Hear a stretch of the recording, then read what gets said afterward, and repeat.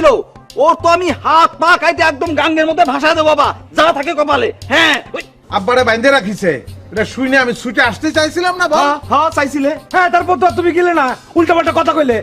কইছে না আজ সকালে খেতে বসে আমি আমার শাশুড়িকে বললাম, আম্মা আজ সাইড দিয়ে ভাত দেন দেখি। আমার শাশুড়ি কি বলেছিল শোনো, আমারে বললো কি, জামাই ভাত তো শেষ হয়ে গিয়েছে, পিন্টু সব খেয়ে গিয়েছে।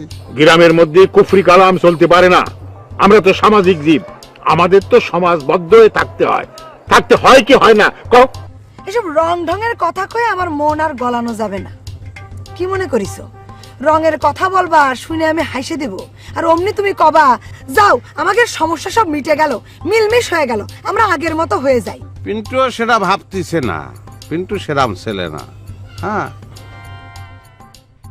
শোনো, তোমার আমি আগেও বলেছি যে পৃথিবীতে প্রেম ভালোবাসা আমরাই প্রথম করিনি, আরো অনেকেই করেছে, বিখ্যাত বিখ্যাত লোকজন প্রেম করেছে, প্রেম করে ভুলে গেছে, কিন্তু তাদের বন্ধুত্ব অটুট রয়েছে। এটাই প্রেমের শিক্ষা। আমরা যে প্রেম করেছি সেখান থেকে এটাই শিখতে হবে। যাই হোক, তোমার বন্ধু হিসেবে আমি একটা সুপরামর্শ দিচ্ছি। তোমার ওই নিম্নমানের বন্ধু মানে লইয়ারের পরামর্শ মতন তুমি যদি আমার পিছনে লাগো, তাহলে পরে তোমার ক্ষতি ছাড়া লাভ হবে না। কেন? তার বুদ্ধিতে আমার চলা লাগবে কিসের জন্য? আমার নিজের কোনো বোধ বুদ্ধি নেই? আমি তো তোমারে কয়েই দিছি তোমার জীবন থেকে শান্তি আমি উধাও করেই ছাড়বো। ওরে বাপরে, শোনো, পিন্টু শব্দের মানে হচ্ছে গন্ডার, খুচাখুচি করে কোনো লাভ নেই, আমি কিছুই টের পাবো না। যা চুকে বুকে গেছে তা চুকে বুকে গেছে। তুমি আশায় থেকো না, মনে করো না তুমি চলে গেলে আমি একদম মরে যাব। তা তো ঠিকই, আমার জন্য যদি তুমি মরেই যেতা তাহলে কিরম দাঁত বাইর করে হাসতে পারতা? আব্বা আপনি ইটা কোনো কাজের কাজ করছেন নাকি এখন তো দেখি? আপনারা মারু লাতি কুতা যেটা করছে সেটা মারো। আপনি মনে করেন যে গাছের নিচে খাম্বার মতো হারায় থাকবেন, একটা ফুরির লাগা কথা কইতে গিয়া মাতিয়া মাতিয়া কথা কইয়া পরে সব কিছু আপনি করিয়ে দিলেন। ওহো, এসব কথা তো জোরে বলো না তো, তাহলে বাড়িতে প্রকাশিত হয়ে যাবে না যে আমি আগের থেকেই কথা বলতে পারতাম। তখন কি হবে জানো, দুই পাশের থেকে দুই বউ আমার নানা জেরা করা শুরু করবে না। আপনাকে জেরা হওয়াই দরকার আব্বা। আপনি আশার গুড়ের ভিতরে বালি ছাড়িয়ে দিচ্ছেন। এই জন্যে কোনো কিছু নিয়ে বেশি আশা করা উচিত না। আরে আমি মরে যাওয়ার পরে আমার সমস্ত সম্পত্তি তো তোমাকে। আপনার মরণের তো কোনো লক্ষণই দেখি না আব্বা। মনে হয় আপনি 400 বছর বাঁচিয়ে থাকবেন। ওই হারামি কি বলে রে? জি ঠিক বলতেছি। 35,000 টাকা খরচ করিয়ে বিজনেস ক্লাস টিকিট কাটিয়ে বিমানে চড়ে আইছি। যদি শুনতাম যে আপনি মরেন নাই তাহলে বাসের এবং ট্রাকের ছাদে চড়ে আইতাম। আর যদি শুনতাম যে আপনি নাটক বাজি করতেছেন তাহলে এখানে না আইসা ঘরে বসে থেকে টেলিভিশনে 2 ঘন্টা নাটক দেখতাম। এটা আমার লোক অনেক ভালো ছিল আব্বা। আমি আমি আমি তোমাকে আসতে বলেছি? যারা তোমাকে আসতে বলেছে ফোন করেছে তাদের কাছ থেকে টাকা নাও, গে যাও। হরছে আমার শালিরা হরছে, ইটাকে টাকা পয়সা দিতে দিতে ফতুর হয়ে গেলাম আব্বা। জীবনে আর কি আছে আমার, মরিয়ে যাবো আমি নিজেই আগে। ওরে আমাদের সময় আমরা শালিগের অনেক দিয়েছি, এটাই জগতের নিয়ম। তুমি নিয়ম ভাঙ্গো কিসের জন্য? এ তো মাতিয়া মাতিয়া হতা হয় শ্বশুর আব্বা। ইটারে মনে মাঝে মাঝে শিখিয়া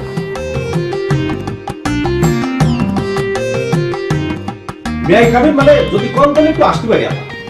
আসো। জি আপা। এবার বলো কবি সাহেব, গ্রামের কি কি লেটেস্ট খবর তুমি কালেক্ট করে এনেছো?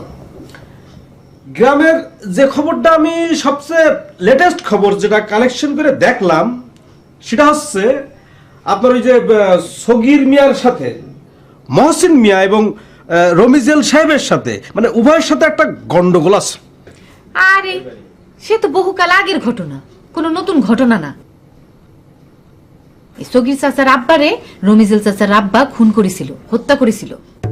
হ্যাঁ আমিও শুনেছি, মানে ওই যে একটা সময় ছিল না, যে সময় মানুষ বেশি লেখাপড়া জানতো না, অল্প দু একজন মানুষ লেখাপড়া জানতো। যারা লেখাপড়া জানতো না তারা মনে করেন ওই যে টিপসই দিত। তো যেসব অল্প কয়েকজন মানুষ লেখাপড়া জানতো তারা এই টিপসই আনা লোকজনদেরকে একটু খেপাইতো, মানে না সরি মানে ঠকাইতো আর কি। হ্যাঁ সে এক বিরাট ইতিহাস। সেই জন্যই তো আমি সবসময় বলি যে তোমরা যাই করো তাই করো, লেখাপড়াটা ঠিক মতো করো। অবশ্যই, মানে আমারও তাই মনে হয় যে সবার আমার মতো একটু লেখাপড়া জানা উচিত। মানে যদি মানুষ শিক্ষানুরাগী না হয় তাহলে পরে কবিদের কি হবে? মানুষ তো কবিতা বুঝবে না, আর কবিতা যদি না বুঝে তাহলে কি হবে? মনে করেন যে কবি এবং কবিতা সব ধ্বংস হয়ে যাবে, নষ্ট হয়ে যাবে একদম। আজাইরা পেশাল খালি পারিস। যে খবর আনতে বলেছি সে খবরের কথা বল। আচ্ছা আচ্ছা ঠিক আছে, আমি সেই খবরটাই আপনার বলছি। সেই খবরটা বলতে কি একদম নতুন খবর। মনে করেন মহসিন চাচার একটা মেয়ে এবং রবিজেল চাচার একটা মেয়ে, আর ওই যে সগির বুড়ো ওর তো দুটো ছেলে, একটার নাম মিন্টু একটার নাম পিন্টু। কি ঘেন্টি? আপা মানে কি যে কন, এটা তো একটা ইউনিভার্সাল ট্রুথ, মানে একদম সত্যি কথা, নগদ সত্যি কথা। সেটা হচ্ছে এই বয়সে যদি একটু প্রেম না করে তাহলে প্রেমটা করবে কবে আপনি কন? তাও ঠিক। না না মানে আমি আবার এইটারে সাপোর্ট করি মানে একদম মন থেকে সাপোর্ট করি। তার মানে আমি করতে পারিনি বলে কেউ করতে পারবে না, এটা তো হতে পারে না, তাই না আপা? তুমি করতে পারো নাই মানে? কবিরা তো এই কাজে দক্ষ আর পটু হয়। হ্যাঁ হ্যাঁ, আপনি একদম ঠিক ধরেছেন, একদম সঠিক কথা ধরেছেন না। কবিরা দক্ষপটু হয়, আমিও দক্ষপটু। মানে আমি বারবার পড়েছি, বারবার ফল ডাউন পড়েছি, কিন্তু অপরপক্ষ থেকে সাড়া পাইনি, মানে তারা পড়িনি আর কি। এটা বলা যায় এক ধরনের প্রেম, মানে ওয়ান ওয়ে প্রেম আর কি। ওই হইল, কবিদের অল্প কিছু হলেই মেলা হয়ে যায়। একদম আপনি মনের কথাটা বলেছেন। মানে প্রেম বিষয়টা কি, ভালোবাসাটা মনোজগতের একটা ব্যাপার। মন বলতে কি মানে মানে মনের ভিতর থেকে একটা মানসিক, আবার নিজের কথা না মানে আচ্ছা শোন, ওই যে সগির চাচা, তার ছেলেটার নাম যেন কি? কোনটার কথা বলছেন জানো আপা? ওই ছোটটা মিন্টু, মিন্টু লম্বুটা, মিন্টু মিন্টু মিন্টু। তার সাথে আমাদের কি যেন একটা ঝামেলা হয়েছিল না? জি জি। অথচ তার বড় ভাই আমারে কিরাম করে সম্মান করে দেখিস? এইটা আপনি কি করেন আপা? দেখবো না কেন? আরে সম্মানের ঠেলাই ও আপনার গ্রাম জড়াই ধরছিল, দেখলাম না। আমার চোখের সামনে থেকে যা। না ঠিক আছে যাচ্ছে, কিন্তু ওরে কিন্তু ছাড়া যাবে না কলাম। যাবি? আচ্ছা আচ্ছা ঠিক আছে যাচ্ছে। শোনো, এই যে তুমি আমার জীবনে নেই, তাতে আমার কিছু কি যাচ্ছে আসছে? কিছুই যাচ্ছে আসছে না। আমি আব্বারে অলরেডি বলে দিছি, আব্বা মেয়ে দেখতেছি। আমি আব্বারে বলেছি, আব্বা এরাম মেয়ে দেখবেন যে মেয়ে রাস্তা দিয়ে হাইটে গেলে সবাই তাকায় থাকে। মানে তোমার ক্ষেত্রে তো সেরকম ঘটনা ঘটতো না। না মানে তুমি যদি এই গ্রামে নতুন আসতে তাহলে তোমার ক্ষেত্রেও ঘটতো, তুমিও সুন্দর, কিন্তু তুমি তো সবার কাছে পুরনো হয়ে গেছো। মানে সেই সেন্সে কথাটা বলেছি আর কি, বুঝেছো? না তুমি তো এমনিতেই ভালো, অনেক অনেক সুন্দর। আমি তো এই যে অনেক সুন্দর কথাটা করলাম, এটা বন্ধু হিসেবে করলাম। আমার ভাইবে বসে না যে ভালোবাসে তোমাকে পাম দিচ্ছি। ওরে বাবা রে, আমি মনে হয় ওনার কাছে ভালোবাসা ভিক্ষে চাচ্ছি। শোনেন, ভালো কিছু পাতি হলে না যোগ্যতা থাকা লাগে। আপনার কি এমন যোগ্যতা আছে যে আসমানতে হুড়পুরি নাইমে এসে আপনার হাত ধরে কবে চলেন? তাদের সময় হলেই দেখা যাবে না। আর তুমি কি কম সুন্দর না? তুমি আমার হাত ধরো নি, তোমার হাতের সব রেখা তোমার হাতের পিঠে লাগিয়ে রয়েছে। হ্যাঁ, ফিঙ্গারপ্রিন্ট যদি করা হয় তাহলে সব ধরা পড়ে যাবে না। ভুল করেছি, ভুল। সে ভুল করার যাই করো, কোনো এক্সপার্ট যদি পরীক্ষা করে তাহলে বলবে যে এসব রেখা এসব ছাপ হচ্ছে সব ভালোবাসার লাভ টাচ, ঘোড়ার ডিমের টাচ। এখন থেকে তুমি বুঝতে পারবা এটা লাভ টাচ না হেড টাচ।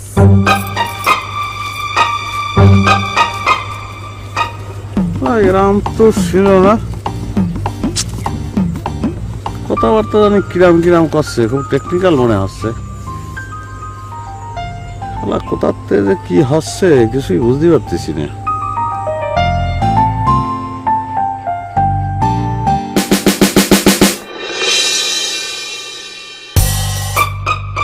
আপনারা দেখছেন প্যারাশুট অ্যাডভান্সড এক্সট্রা অন্যদের নাটক লড়াই। আপনার যখন কথা বন্ধ হয়েছিল, আমার মনের মধ্যে যে কি করতেছিল তা বলে বোঝাতে পারবো না। তা তো করবেই বড় বউ, সেটা করবে না? তুমি আমার বড় বউ, তোমারই আমি প্রথম ঘরে আনিছিলাম। একটু হলেও তো তোমার প্রতি আমার টানটা একটু বেশি। কথাটা উল্টো হইল, আপনার প্রতি আমার টান বেশি। ওরে না না, মানে আমাকে দুজনের প্রতি দুজনের টানটা একটু বেশি। এই কথায় আমার আবার একটু সন্দেহ আছে। শোনো বড়, আল্লাহর ইচ্ছে যখন বড় ঝড়ঝাপটা আসে তখন তো বড় বউ তুমি আমার পাশে থাকো। শ্রী শ্রী শ্রী শ্রী সকির সাহেব, আপনি পারেনও। ছেলে পেলেরা যে আপনার নাটকবাজ বলে, মন্দ কিছু বলে না। তারা তো দেখি আমার চেয়ে আপনারে ভালো চেনে। সেই জন্যই তো আপনার যখন কথা বন্ধ হয়ে গেল আমার মনের মধ্যে কিরকম করতেছিল। আমি একটা বড় কিছু মানত না দিয়ে পারলাম না, সেই জন্য একটা আস্ত গরু মানত দিয়েছি। এখন ভালোই ভালোই মানতটা দিয়ে দিতে পারলেই হয়। আমি আর এসব সহ্য করতে পারতেছি না। আমার মানত দেখে আপনি পাল্লা দিচ্ছেন, থাকছেন না কিসের জন্য? হ্যাঁ, কিন্তু বড় বউ, তুমি ইচ্ছে করলে কিন্তু ছোট কিছু একটা মাইনে নিতে পারতে। এই ধরো মুরগি, হাঁস, ডিম, মাছ, এইগুলো। না না না না না, আমি সে কথা করছি না। মানে তুমি খালি ডিম সেটা তো না, তুমি মনে করো 100টা ডিম মানত করতে। তুমি বুঝতে পারো 100 ডিম মানত করলে পারে 100 ডিম থেকে 100 বাচ্চা হয়। সেই 100 বাচ্চা বড় হয়, বড় হয়ে আবার ডিম পারে, আবার তার বাচ্চা হয়। এটা কিন্তু গরুর চাইতে খারাপ হইতো না বড় বউ। এটা আপনি কি বলেন? গরু মানত না দিতে পারলে কোন সময় আপনার কথা বন্ধ হয়ে যাবে এ আমি সহ্য করতে পারবো না। কখন আমি পিন্টু হাঁটতে পাঠাবো সেইটা কন। এই বয়সে তোমার ন্যাকামি মানায় না, বুঝিস? ন্যাকামে মানাক আর না মানাক, গরু আমার সাই সাই। গরু আমার সাই সাই, গরু তো গাছের তে আসবে না। তাহলে বুঝতে পারিছেন যে আপনার বড় বউ আসলে বুড়ো হয়ে গেছে।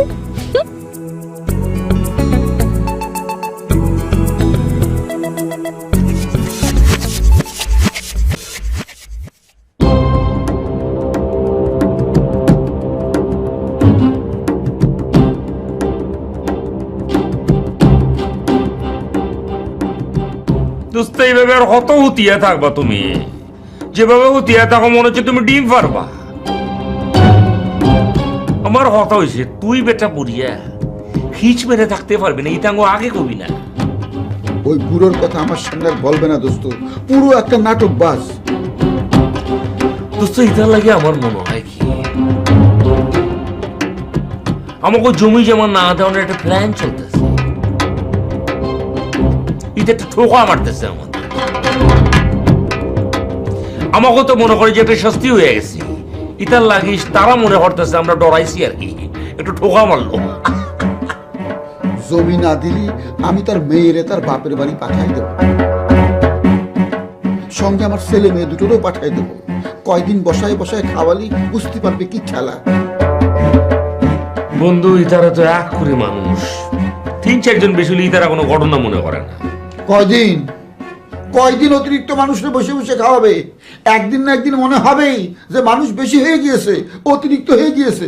ইতার লাগে তো তুমি খালি ডর দেখাও বন্ধু। কই তোমার বউ বাচ্চা করতে পাঠাও না? আরে দোস্ত, তুমিও তো আমার উপর ভর করে বসে থাকো। কই তোমার বউরি তো তুমি পাঠাই দিতে পারলা না। তুমি আমার কথা কেন চিন্তা করো বন্ধু? আমার বউ তো বাঞ্জা এখনো বাচ্চা কাচ্চা হয় না। আমার বউ তো মনে করো যে একটা তোতা পাখি, স্লিম হওয়ার জন্য একটু একটু করে পাখিরা দেখায়। কত খরচ নাই বন্ধু। তোমার তো নানান জায়গায় নানান অজুহাত। আসলে তোমার বউরে বাপের বাড়ি পাঠাতে বললি তুমি নানান অজুহাত দাও। আসলে তুমি তোমার বউরে ভয় পাও, সেটা আমি পরিষ্কার বুঝে গিয়েছি। না আমি অস্বীকার করুন না বন্ধু, এটা একটা কারণ। কাজ চলে কেমন হয়? তুমি যখন তোমার বউ বাচ্চা পোয়া বই ব্যাগদের ভাটাইবে ওখানে,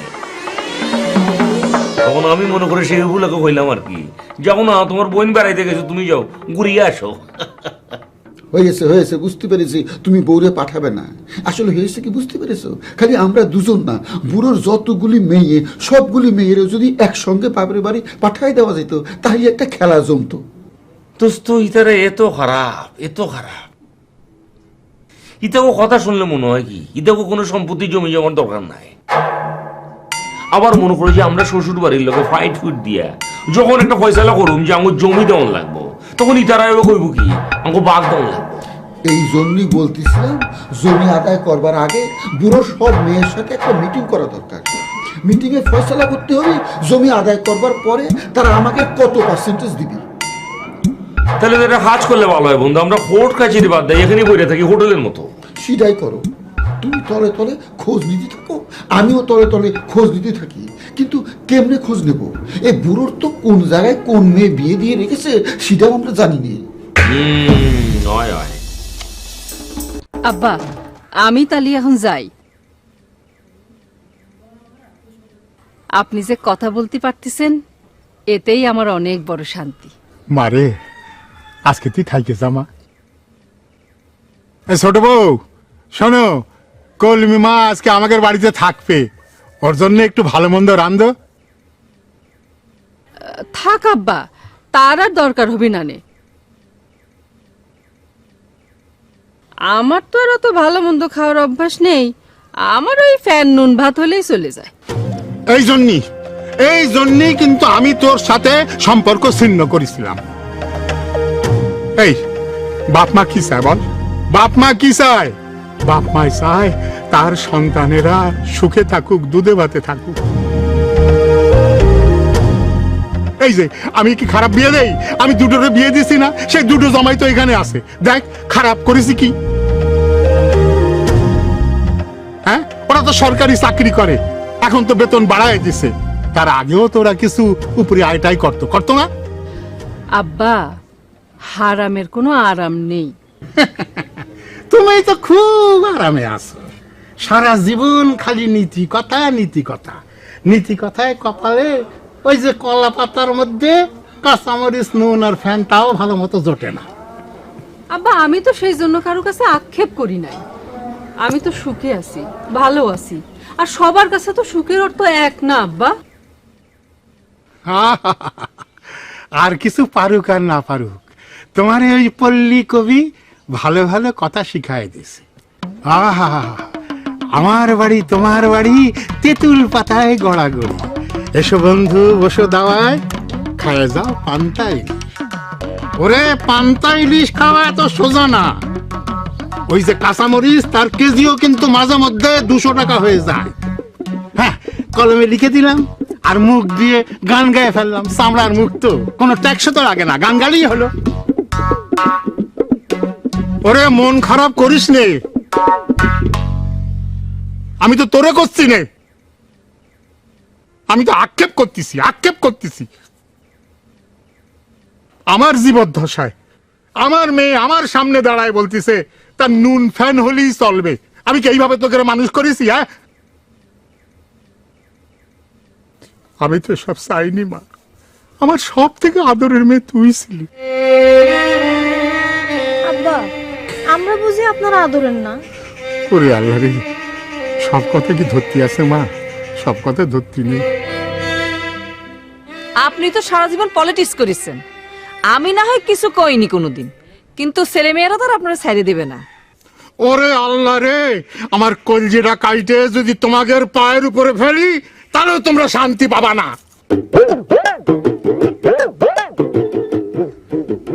মারে, কালকে যে তুই আমার জন্য গোস্ত ভাত রাইদে নিয়ে আইছিলি, আমি কেন খাইনি জানিস? তোর বাড়িতে যাই তোর হাতে রান্না খেয়ে আসবো মা। আব্বা আমি কিন্তু আপনার সঙ্গে যাব। অবশ্যই যাবি মা, অবশ্যই যাবি। তুই যাবি, সাপলারে নিয়ে যাব। মারে, কালকে ওদের নিয়ে আমি তোর বাড়িতে যাব, যাই তোর হাতে রান্না খাবো। খাই আসার সময় জামাই বাবাজি রে তোরে সাবলে আমি ওইরকম করে দাওয়াত করে আসবো মা।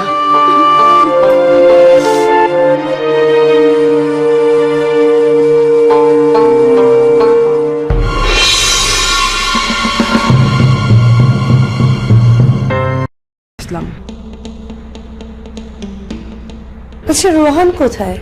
তাকে কোথাও পাওয়া যাচ্ছে না, খোঁজা হচ্ছে। মানে কি ও কি চলে গেছে? মনে হয় না, হয়তো কোথাও লুকিয়ে আছে।